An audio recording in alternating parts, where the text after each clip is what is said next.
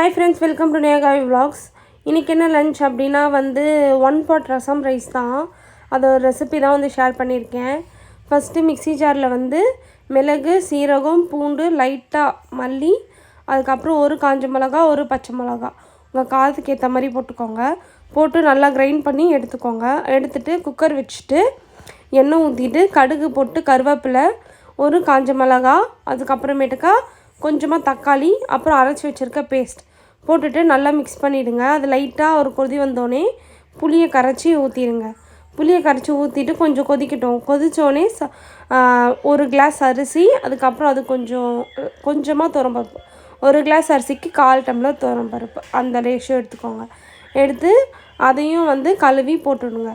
போட்டுட்டு உங்களுக்கு நல்லா ஸ்மாஷாக வேணும்னா ஹை ஃப்ளேமில் வச்சுருந்திங்கன்னா ஒரு 7 to 8 விசில், மீடியம் ஃப்ளேமில் வச்சுருந்திங்கன்னா ஒரு 4 to 5 விசில் வச்சுருங்க. வச்சிட்டிங்க அப்படின்னா உங்களுக்கு சூப்பரான ஒன் பாட் ரசம் ரைஸ் ஈஸியாக ரெடி ஆகிடும்.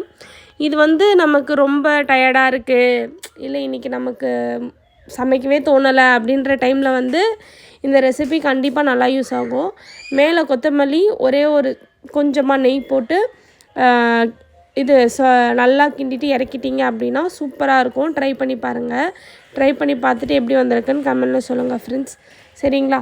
அதே போல் நிறைய பேர் தீபாவளி பர்ச்சேஸ்லாம் போயிட்டுருப்பீங்கன்னு நினைக்கிறேன். At the same time cold, ஃபீவர்னு எல்லா சைடும் பரவிட்டுருக்கு. கொஞ்சம் அதனால் பார்த்து பத்திரமா ஜாக்கிரதையாக இருங்க. அதுதான் சொல்வேன். ஏன்னா இப்போ வர ஃபீவர் 1 வீக் இல்லை 1.5 வீக்ஸ் வச்சு செய்யுது.